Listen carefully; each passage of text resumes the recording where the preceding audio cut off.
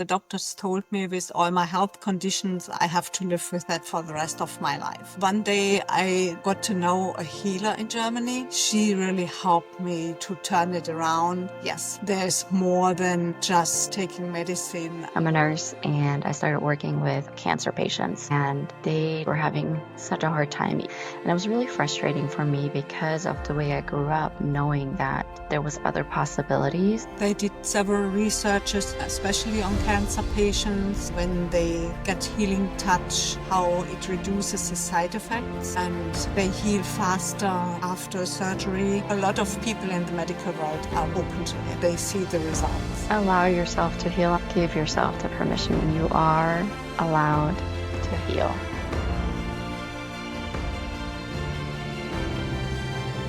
Gabi and Sarah, welcome to the Ascended Lightworkers podcast. It's really great to have you here. How are you doing today?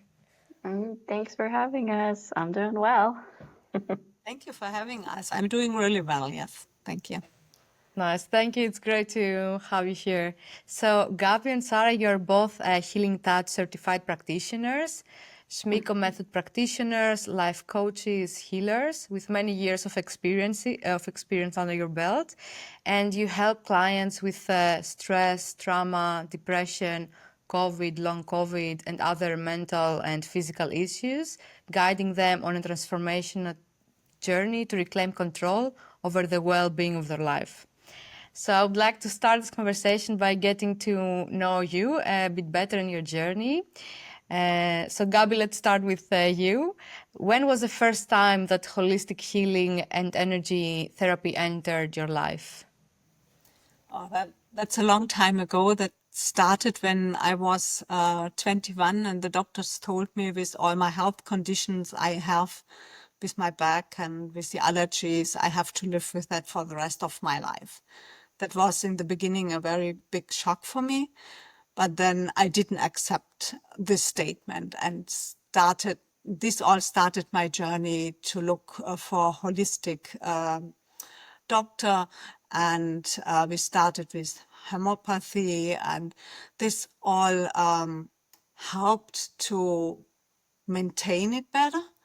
But then one day I got to know a healer in Germany, and she really helped me to turn it around, to release all my back pains, to release all my allergies. And that then convinced me, yes, there's more than just taking medicine, and that you need to release the trapped emotions you have from past traumas to get on the road of healing. And that for sure made me curious to learn more about it. And that's when I started, while working as a kindergarten teacher, to gain many certifications. And then after a while, when the kids were older, they started to having issues. So it even got more curious about it, also to work with that. And then on one point came our move to the US. So that threw me back a little bit in this goal, to have one day my own practice. But I got back on the path after a few years, and now I'm working in a full-time practice, helping clients one-on-one or helping them through workshops, learning to get in the stage of self-healing. And you, Sarah, what were some key turning points or breakthroughs on your path that led you to realize that this path is part of your mission? I mean, for me, it's completely different in a way because, I was lucky enough to grow up with it. I, still remember doing my Reiki level 1 when I was 14. And before that, my mom just dabbling in whatever it is at that time that she was into, and trying it out on us. So I grew up with it, but I didn't really practice it myself until I finished nursing school. I'm a nurse and I started working with oncology patients, cancer patients, and they just were having such a hard time even on all the medications that they have out there for side effects. like the nausea or the diarrhea or the pain that they were, experiencing. And it was really frustrating for me because of the way I grew up, knowing that there was other possibilities. And so I kind of started looking for a different way to help and came across Healing Touch because it had been certified by the Board of Nursing. Like, it was actually certified to be used in hospital settings as well, and started taking classes, and it kind of just snowballed from there, where, I finished with the certification, and then now I have been having my own practice on the side and seeing clients one-on-one and doing workshops as well along with that, and ready to, keep expanding it now. And I have a 5-year-old at home now as well who sees me doing, the work, I guess. And it's really fun to kind of hear his opinions about it too, and trying to raise a little light worker, I guess, so that he doesn't lose the skills that we were actually all born with. So the tradition continues from your Yeah. mother and then to your child. Nice. So you're both Healing Touch certified professionals and members of the Healing Touch Association. Mm-hmm. And Healing Touch is an energy therapy modality. And the noteworthy fact, as you mentioned, is that it's actually recognized by the medical community. Can you tell us more about this? What is Healing Touch exactly? And how patients can actually experience that during inside a medical or clinical environment? Sure. I mean, so overall with Healing Touch, what it comes down to is that it's a very gentle energy healing practice that essentially works with, it's a holistic method. So it doesn't just work on the body or just on our energy field. It works with everything. It works with the body, with the mind, with the emotions, and then your spirit or soul, or whatever the preferred term is. And it can really benefit you by, increasing your energy or decreasing stress. And what it does is that it helps restore the body's natural state of health and balance the energy back to its original state, which then, of course, promotes harmony in your body, promotes well-being, it promotes vitality, it promotes health in general. And when a Healing Touch practitioner is working, we just kind of essentially hold the space, because when you look at energy work in general, it comes down to the fact that the person that's holding space is just allowing the client to tap into their own self-healing power and supporting that. And by, we support it by using either light touch or hands up off the body to help clear out any blockages and to balance that energy flow and activate the body's, natural healing process. And the way that it can be used, or the way that I used it in the medical field or the medical profession, really was, you have to ask permission. It was one of those, you have to ask permission first of the patient. And I had to ask permission of my managers or whoever was in charge first before I could even utilize it on the floor. And then it was just on my own. I had to have permission from the patients, but then I worked on a unit. Well, I worked on various different units, but with the oncology patients, a lot of it would just be focusing on clearing out the side effects of the medications, the effects of the medications. So there was a lot of magnetic clearing, is what it's called, where you just move stagnant energy out of the body. And then when I switched to a surgical unit, it was a lot of pain work, where you worked with pain. So energetically closing wounds, draining the pain out of the system, that kind of stuff. And then I also worked in a NICU setting where it's all the premature infants. And with those, it was a lot more grounding and centering them into the body, because babies take a while to arrive in the first place. And so helping them arrive in their body is kind of where most of the work was, along with, like pain or anything that was happening at the current moment. So it's very, very versatile. Really interesting that it's used in this setting, because energy healing right now, there's, some people consider it more spiritual. Maybe it's not very well documented or very well researched. And I know Healing Touch Association actually conducts clinical research on the effects, and they publish articles on the effect of the practice on patients. Can you share some of these findings from that research that is noteworthy? So they did several researches, especially on cancer patients, how when they get healing touch, how it reduces the side effects. And if they heal faster after surgery, then they did many researches on reducing pain in after a surgery, or with osteoarthritis, or they did surgery with stroke patients, how fast they recover, having the blind study, the ones who don't receive healing touch versus the one who received healing touch, how faster they recover from it. They did research with the premature babies, so there's many research out there. And I mean, the research in general shows a positive effect, a positive result, like decreased healing time, decreased pain, those kind of situations. So there was always an improvement to it, especially also with the mental state of the patients as well.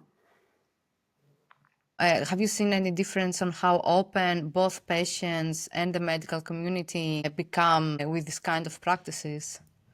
Yes. I can really share my experience I had with it, but because I'm also a massage therapist. And once I was finished with school, I was for sure starting to looking for a job. And I got in contact with an organization who serves, teenagers with autism and other disabilities. And they hired me. And when I started working with them, because I had zero experience with them, I learned fast, often autistic teenager you can't touch. So how do you want to apply massage? So I talked to the director of this organization and said, what shall I do with these teenagers, And I told her from Healing Touch, and she started, smiling, said, yeah, I know what you're talking about. I did level 1 of Healing Touch. So talk to the parents, and whenever they agree to it, you can do, instead of massage, you can do healing touch with them. And so I talked to the parents. Most of the parents were very open and said, okay, do whatever you want with my child as long as it helps, And then starting working with them, it was a lot of connecting them with their body and getting her energy field, because most of them, their energy field is so far out, really frazzled. So bringing that into a normal size, and that they are contained in it, made such a huge difference in their life, and the change I could saw in these teenagers,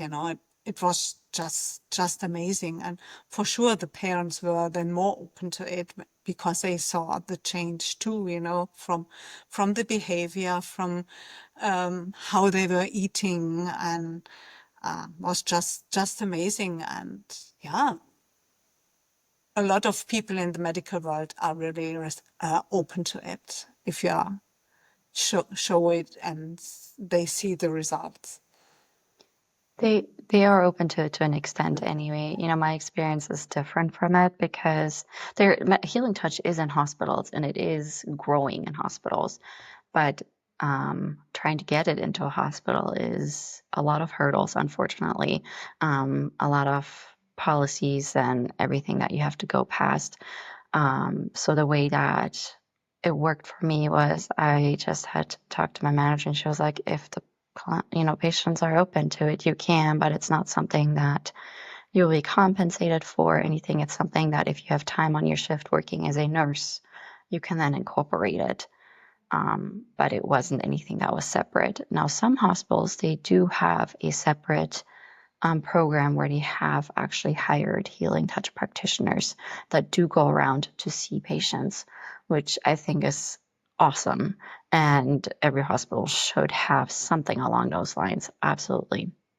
But, there was still a lot, especially, and I don't want to roast doctors, but doctors that have gone to medical school, they just are very closed off to it a lot of times, unfortunately. And so that's where a lot of work still needs to be done with just opening up the possibility of them saying, oh, this is something that can be incorporated into my treatment plan. It's something that can support what I am doing, but it is growing, and I do hope, it's kind of our wish too, that it just kind of expands into all the hospital systems and medical systems, just because patients do so much better if they have a support from all different aspects. Yeah, these are definitely steps towards the right direction, and I can understand how the medical system, which is very traditional, and there are like a lot of rules and restrictions, even if Yes. doing these smaller steps, I think it's like really noteworthy and really beneficial. And as you say, the most important is that to have a practice that actually brings it has results for the patients. And I think, as soon as there is more and more proof, and maybe also the patients are more open to it, even if the doctors are not They as are. open, maybe the patients have the Yeah. willingness to try. And like, why it is important to have this holistic approach? So not only when someone is like in the hospital and they go through a treatment, not only to have the medical treatment, but also have the energetic and the more holistic approach to combine both.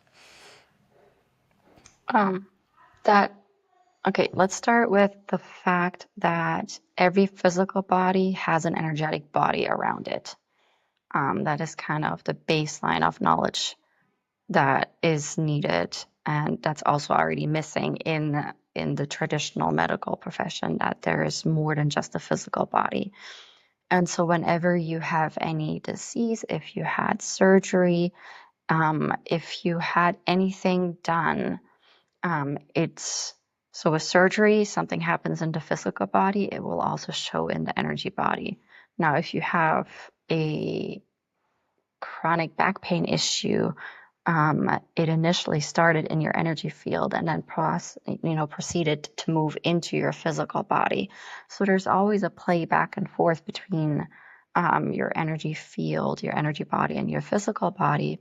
And so if you only work on healing your physical body, if you're in the hospital and you had knee surgery, for example, and you're only working on the physical body, you did the knee replacement, everything, a lot of the time, the pain doesn't necessarily go away. And that's from two aspects. It's from the initial, it came from the energy field, moved into the body, and started that knee pain issue in the first place. That pain still lingers, but then you also add the surgical site pain. Anytime you have a cut, it creates a cut in your energy field and you're leaking energy, and it can make you fatigued. It can cause pain. And so if that's not closed over the surgical site, then you are essentially doubling down. So most of the time, if you have that, the pain will remain. And so if you were to then take both, you did the surgery because your knee physically was just done with, it needed to be replaced. But then you also add the energy aspect of doing the wound closing energetically, and then also add clearing out anything that even caused it in the first place, then you're probably going to be running around like a young spring chicken again, right? So it's really important to combine it both. Yeah, I really like this explanation that actually it's like both ways. So either the, let's say, physical symptom came from the energetic. So maybe the energetic was the energetic body has the ailment first, and then it was transferred to the physical body. But then also if there is a, like, as you say, a surgery or a cut, it can go from the physical to the energy body, and then it also has to be healed. I think that's interesting to know. And is healing touch for people who only have a medical condition, or it can also treat other complaints, maybe outside the medical environment? Yeah, absolutely. I mean, what we see a lot of people who have gone through trauma or are almost on a burnout with depression. So healing touch works on all levels, on the mental, on the emotional, on the spiritual level, and also on the physical level. So yes, it works, let me say, for everything if you're open to it and It's want for to get everybody. into the stage of self-healing. Yes. So, talking about trauma, Gabi and Sarah, you also do a lot of work helping people heal from trauma. And I think the tricky thing with trauma is that it's not maybe automatically identified. So, if someone has something physical, like a physical health issue, we get the physical symptoms, and then we have kind of the reflex and then knowing that, okay, I have something physical, I need to go to see a doctor, I need to go get some treatment, some medication to get well. But I think identifying trauma is not so straightforward. And also the road to healing can be a little bit blurry.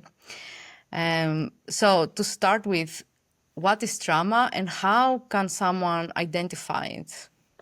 Trauma at its baseline, right, is either a physical or an emotional wound that probably resulted from, severe stress, or some kind of form of physical injury, like a very big emotional upset, right?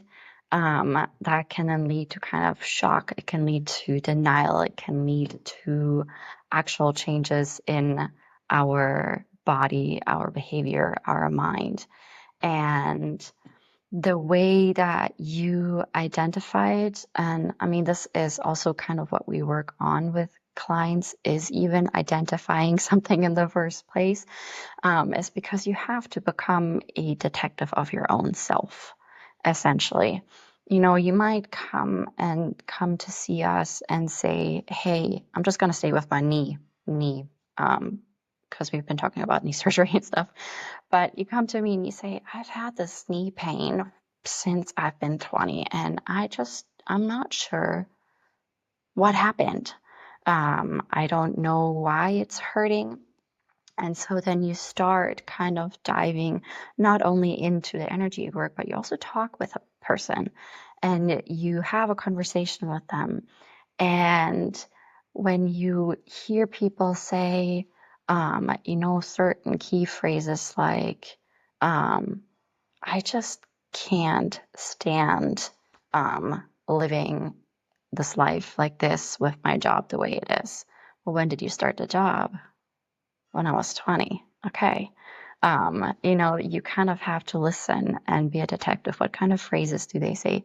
But then when you turn it on yourself too, you look at repeating patterns, what comes up physically over and over. And the way that you can then identify that it might have an underlying trauma is if you've tried different things and it doesn't go away.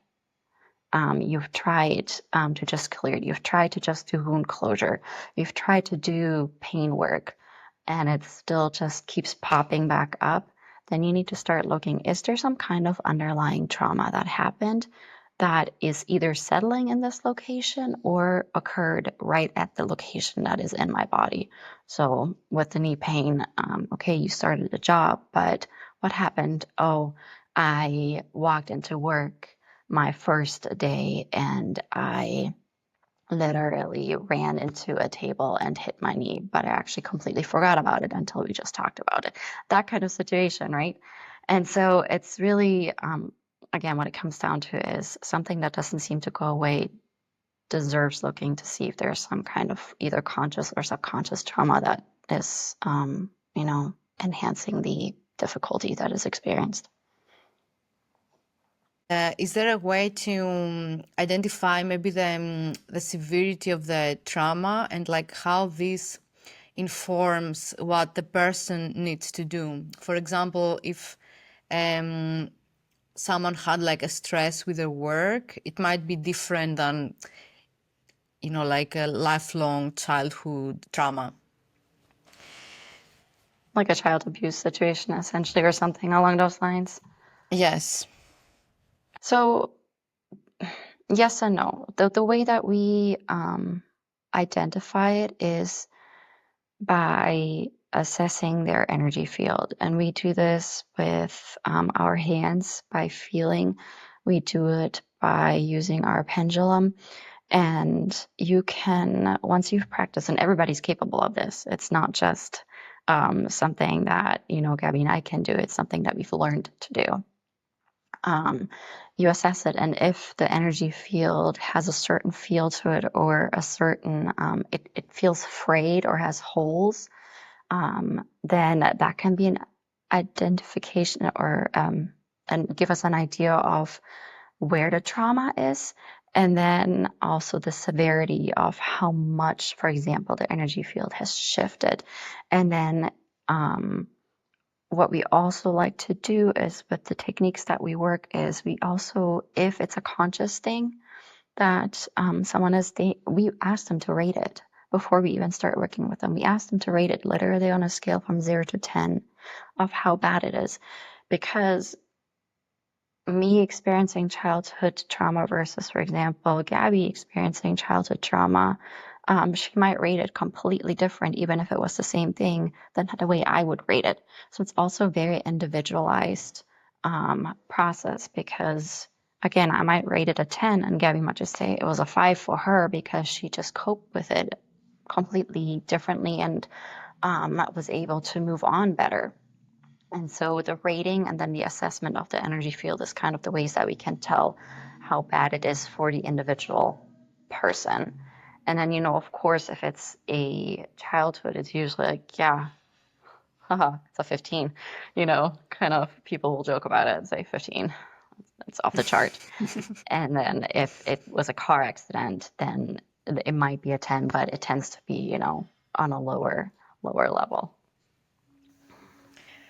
And how can trauma influence someone's life?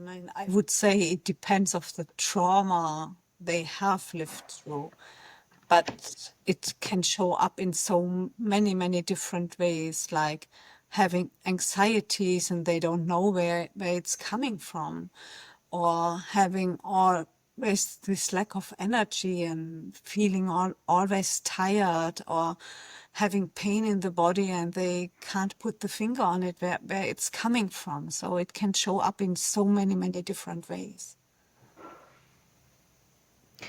And like how trauma impacts different layers and different bodies, because we have the mental, the emotional, the physical, the energetic. How are these different layers addressed when the person is going through the healing process? I think they're all addressed directly or indirectly at the same time with the techniques that we use. We have what's called conscious trauma clearing or subconscious trauma clearing, where they essentially have to think of the trauma as a headline before they move through it, and they have to rate it for us. So it's kind of a mental process, but then we also ask them to practice letting go at the same time, but then using a positive power anchor. And then also having the intention of letting it go. So it's a process of practicing mentally, of grabbing onto it and then letting go. It's that intentional claiming of, yes, this happened to me, but then also I am ready to let it go process that is happening on a mental level. On a physical level, we use what's called EMDR. It's eye movements that we use physically that helps with releasing trauma. And then the technique also has some energetic aspects that we utilize in it, where we energetically then help remove and draw out trauma. So it's kind of a typical holistic approach of using everything in one, that we then help someone work through the trauma. And it's a technique that's easy enough that we can teach it to the client and they can even use it at home. But it uses all these different pieces of our being to help heal it or, let it go. And for someone who is going through the process, they identified, okay, I have had trauma and I want to start my healing journey. What is the mindset they need to have when they enter this process in order to also get out of it successfully? And the most important thing is to be open-minded. Mm-hmm. Trust the process, and trusting that it will be a little bit up and down, when you release heavy traumas, and that it takes time to go through your whole system to get released. And then you don't know how many layers you have to it. It's sometimes just like peeling an onion. You have released one, then the next layer pops up, shows up and wants to be released. So just trusting this process and staying open-minded, I think these two things are the most important ones. And from your perspective, like what it means to be healed. So if someone is now in the process and they cannot see it, like what is there at the end of the tunnel? How does it feel? How does healing feel? And in what way someone change when they have healed from their own trauma? So the easiest way that I like to explain it is that you won't forget about the trauma. You'll still think about the trauma whenever, somebody asks you about it or something. You'll still think about it. But the emotions and the feelings and the physical reactions of, for example, anxiety or fight and flight, that's gone. That is away. It's just almost like you experienced it, but it is part of you, but you've removed all the bad, it's not really bad, but all the feelings that are associated with it, all the emotional aspects of it that put you into the trauma and that flight or whatever trauma response you have that put you into it in the first place. So it's almost putting a separating wall between it, and it lets go of the charge. Another way to explain it is if you look at a battery, it's fully charged. It's fully charged with trauma. Your trauma is fully charged. And with the work that you do, you take some of that charge away bit by bit as you work through it until there's no charge left in the battery and it doesn't affect your life anymore. And then I think the other part that you had asked was how they feel afterwards, I think, right? Or how they then are.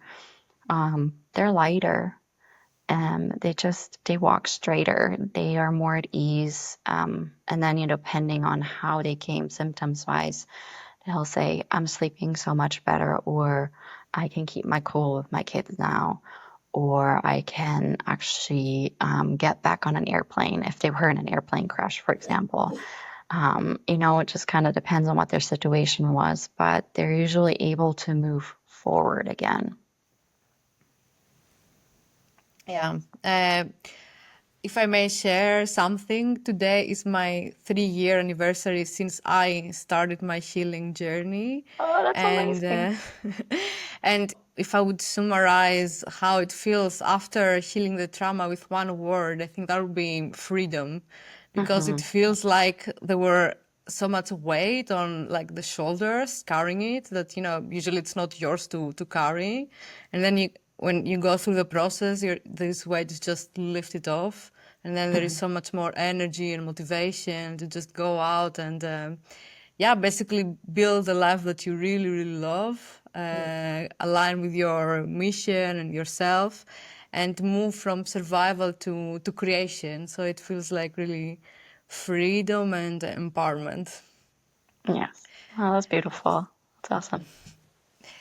And also, I think after the healing and going through the process, it's a very beautiful process of self-discovery, self-reflection, and I think a lot of people are also opening up more to what is beyond, maybe. So through this process, people open up maybe more to spirituality and all this kind of work, especially if they use energy therapies to do the healing. And I think it's important during all this process because it can take a lot of energy to go through it, but also we have our real life to cater, let's say. So how someone can keep a balance between this process, their healing work, their spiritual work, and also like their real life, like their work, their friendships, their relationships. Yeah, man, it starts with that you every day set a few minutes aside for self-care.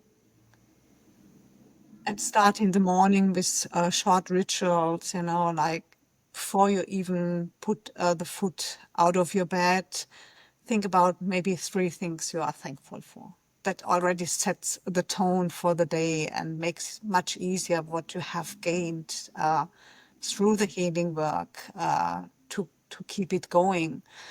And have these little rituals during the day, just anchoring you back into yourself, into your healing, that already can make a big difference.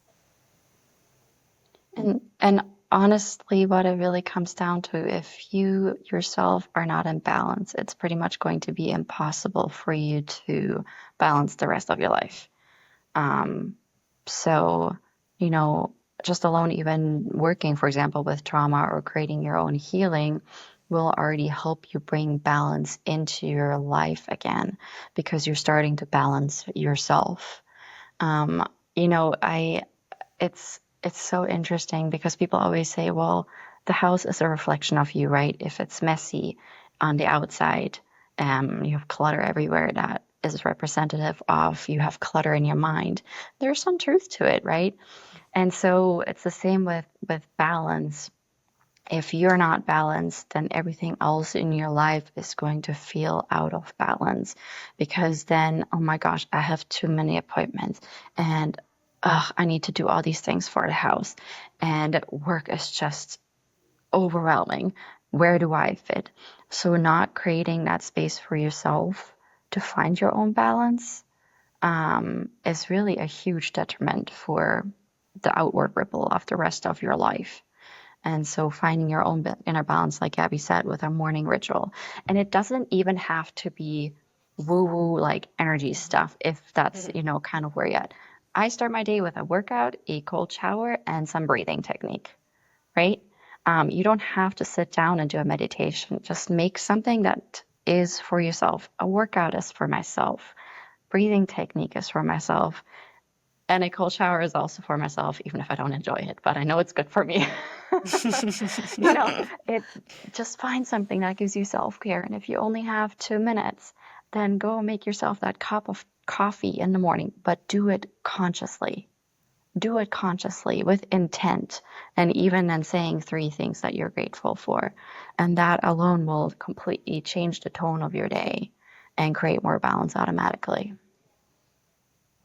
Yeah, I think bringing consciousness in those like early moments of the day is very important. And as you say, it doesn't matter what it is, but doing it consciously and starting the day like that and giving some time for ourselves, it's very important. So, question to both of you, what is your mission? Our mission, so for, Heal, Empower, Love, and we actually had to think about this for a while because we we combined our two businesses essentially, and they were similar, but we kind of also had a couple of, differences. But when it comes down to our dream and how we wanted our business to move forward is we decided to put our two initial business names together, and it's Heal and Empower Yourself Through Learning to Love Your Life song. And that has kind of become our mantra. And, for our mission, we want to support and empower clients, through assisting them to love their life song. And by life song, we mean their soul purpose, their path that, they embrace who they truly are, that, people learn and we can teach individuals to use transformative tools so that they can then facilitate their own journey further and create their own healing even further. And, we want to essentially create a world where, every individual can possess those profound tools and that wisdom to kind of just reconnect with their own self so that wholeness is created, on a spiritual, on a mental, on a physical, and on an emotional level. Beautiful. And if you can inspire our audience to adopt one new belief or a new habit that it would have the biggest impact on their life, what would this be? That's a good question. Openness. And if it's twofold, but the openness to try to allow healing into your life and know that it is actually possible. And, this can take place by you stumble across it twice. Take that as a sign that that might be something for you, right? Or somebody tells you something and then you hear it from another person. That's something worth looking into. Or if you've had this inkling in yourself, take a listen. Just be open to the healing and to the possibilities that kind of lie out there because they keep getting presented to you every single day. It's just a question of if you're open and if you're looking or if you're not. And also being grateful for everything you have in your life can change your life. And not just see the positive things. There are happening so many positive things every day in your life. You're able to open your eyes when you wake up. You can walk, you have food on the table. On all these little things, that create so much thankfulness and gratefulness in you, and then you radiate it and it can change your life. Both very important, gratitude and openness. Our platform is called Ascended Light Workers. What ascension means to you? So for me, ascension means moving. Ascension initially, when you say it, I think of like some holy being moving through a cloud into the right? But that's a thing, it can be very practical and down to earth and related to us, right? Right. So for me, then ascension means that I'm able to ascend through my own messiness that I have going on, my own traumas, my own pain, my own, belief systems that are blocking me, that I'm able to ascend through them and I can embrace them, let them go, move on, and then actually live the life that I want. That's for me ascending through or sending upwards. Yeah, and for me it's similar, moving through all your past traumas, through your blockages, to the other end where you really can live your calling, your soul path for what you're here on earth. Nice. Yeah, I'm looking for this kind of answers because it's like everybody can do it. It can be something not wholly or like completely out of our reality. It can be something very practical that everybody goes through. And indeed, it's like in our own life to just move forward, leave behind limiting beliefs, leave behind traumas, and really be free of them and live an authentic life. Yeah. Um, I think that with ascending too, it's so religiously based for a lot of people that they choose to not see it as a possibility to have it applied to themselves, right? That they can indeed actually ascend in their own life and move forward instead of just, remaining in the victim role, I guess. Yeah, exactly. yeah. But the message is that it's like for everybody. It's for basically. everybody. Yeah. Yeah. And do you have any final thoughts that you would like to leave with our audience? Allow yourself to heal. I mean, it's something that I essentially just said, but give yourself the permission.